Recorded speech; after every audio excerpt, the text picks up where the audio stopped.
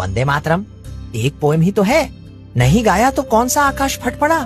पर जिस गीत की धुन पर भगत सिंह फांसी के तख्ते तक मुस्कुराते हुए चले गए, जिसे सुनकर खुदीराम बोस ने फांसी का फंदा ऐसे स्वीकार किया जैसे कोई बच्चा अपनी माँ की गोद स्वीकार करता है, जिसे आजाद हिंद फौज ने युद्ध भूमि में हथियार की तरह इस्तेमाल किया, और जिसे गांधी, नेहरू, मौलाना अबुल कलाम आजाद सबने आजादी का नारा बनाया, उसी वंदे मातरम के लिए आज हमारे देश में कुछ लोग कहते हैं नहीं, बिल्कुल नहीं गाऊंगा।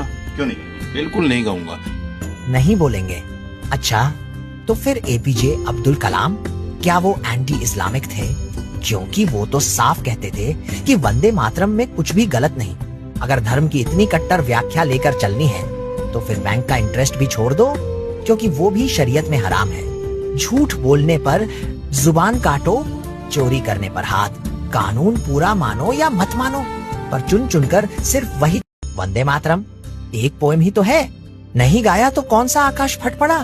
पर जिस गीत की धुन पर भगत सिंह फांसी के तख्ते तक मुस्कुराते हुए चले गए, जिसे सुनकर खुदीराम बोस ने फांसी का फंदा ऐसे स्वीकार किया जैसे कोई बच्चा अपनी माँ की गोद स्वीकार करता है, जिसे आजाद हिंद फौज ने युद्ध भूमि में हथियार की तरह इस्तेमाल किया, और जिसे गांधी, नेहरू, मौलाना अबुल कलाम आजाद सबने आजादी का नारा बनाया, उसी वंदे मातरम के लिए आज हमारे देश में कुछ लोग कहते हैं नहीं, बिल्कुल नहीं गाऊंगा।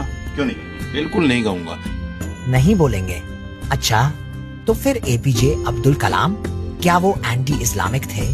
क्योंकि वो तो साफ कहते थे कि वंदे मातरम में कुछ भी गलत नहीं। अगर धर्म की इतनी कट्टर व्याख्या लेकर चलनी है तो फिर बैंक का इंटरेस्ट भी छोड़ दो, क्योंकि वो भी शरीयत में हराम है। झूठ बोलने पर जुबान काटो, चोरी करने पर हाथ, कानून पूरा मानो या मत मानो, पर चुन चुनकर सिर्फ वही। खेत में हगने गया था, घर का रास्ता ही खो गया। तो वीडियो देखो, फिर इसका फनी कमेंट्स पढ़ेंगे।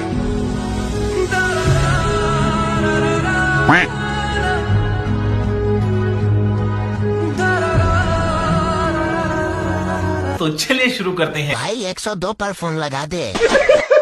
कसम से भाई, परसों मेरे साथ यही हुआ था। भाई सीखो, ऐप डाउनलोड करो। इसका कारण नरेंद्र मोदी है।